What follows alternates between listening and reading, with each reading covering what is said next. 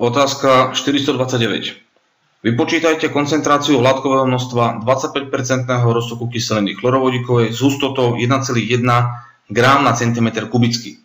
Relatívna molekulová hmotnosť HCl je 36,5. Príklad je opäť orientovaný na základné výpočty v chémii, čo si aj napíšeme. Princíp. Základné výpočty v chémii. Označíme si jednotlivé zložky roztoku. Máme dvojzložkový roztok. Rozpustená látka alebo rozpustená zložka je HCl, čiže Ačko bude HCl. No a štandardne Bčko rozpúšťadlo, čiže voda. Vypíšeme si známe údaje.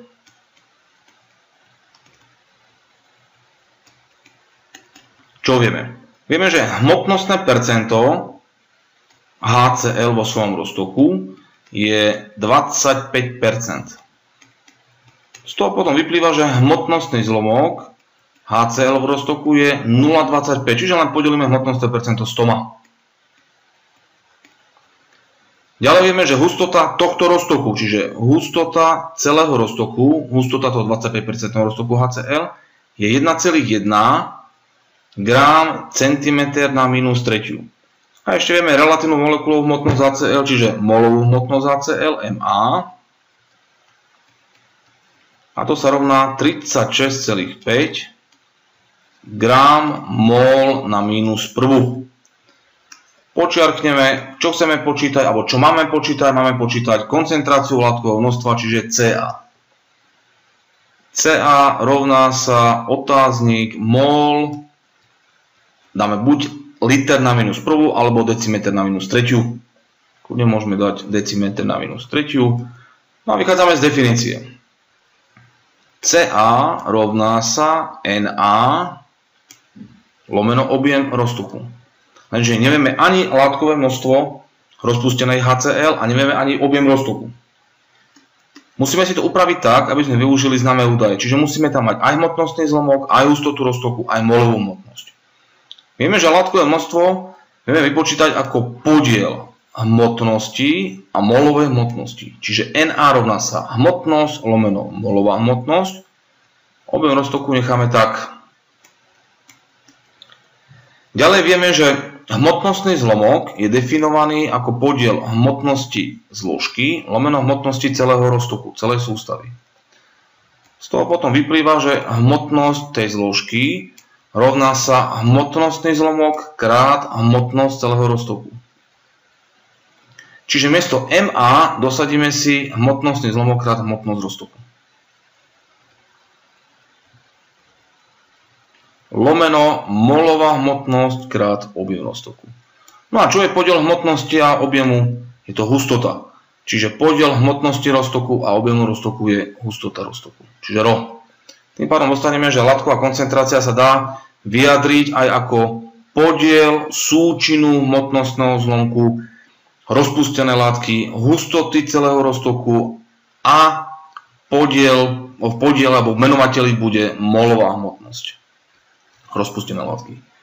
Dosadíme, čo poznáme aj s jednotkami. Hmotnostný zlomok je 0,25, toto je bezrozmerná veličina, čiže nedáme rozmer, krát hustota roztoku je 1,1 gram centimeter na minus tretiu lomeno. No a molová hmotnosť je 36,5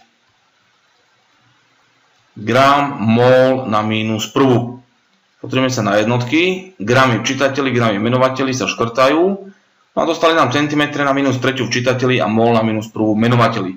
Mol na minus prvú v menovateli, ak dáme do čitateľa, len zmeníme znamienku exponentu, či dostaneme mol, centimeter na minus tretiu len opíšeme.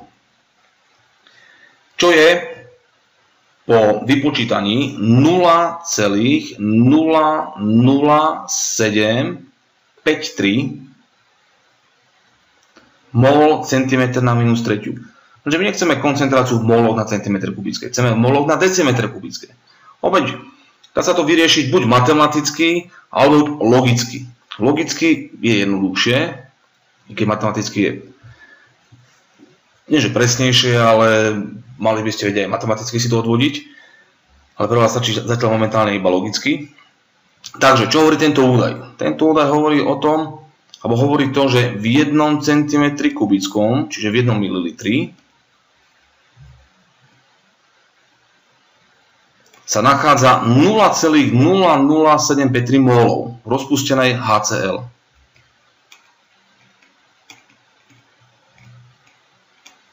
Molov Ačka, čiže HCl. Otázka je, ak je v 1 cm kubickom toľko molov HCl, koľko bude v 1 litri?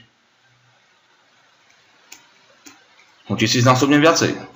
Pretože 1 liter je 1000 cm kubických. Čiže v podstate len to vynásobíme krát 1000. Raz, 2 a 3. Takže to bude 7,53 mol krát decimeter na minus treťu alebo liter. 1 liter ešte raz je 1 decimeter kubický. Je to isté. No a to je zároveň naša odpoveď. Takže látková koncentrácia HCl vo svojom roztoku je 7,53 mol decimeter na minus treťu alebo mol na liter. Môžeme ísť na odpovede. Za A 6,85 mol na liter. Nie. Za B 0,753 mol na liter. Nie. Za C 7,53 krát 10 na treťu milimol na liter. Premeníme si to. Číslo opíšeme. 7,53 krát moly chceme na milimoly. My už vieme, že 1 mol je 1000 milimolov. Čiže dáme miesto molu, dáme 10 na tretiu milimolu. Krát. No a decimeter na minus tretiu opíšeme. Takže ešte raz. 1 mol sme nahradili výrazom 10 na tretiu milimol. Takže keď to napíšeme ešte raz, tak to bude 7,53 krát 10 na tretiu milimol krát decimeter na minus tretiu, čo je to isté ako milimol na liter. Cčko je správne. Za D 0,685 mol na liter. Nie, toto nie je správne. Za E 7,53 mol na liter. Správne. 6,85 krát 10 na tretiu milimol na liter. Nie. Za G 8,53 mol na liter. Tiež nie. No a za H 7,53 krát 10 na minus tretiu milimol na liter. Nie. Nesprávne. Takže správne odpovede tejto otázky iba C a E.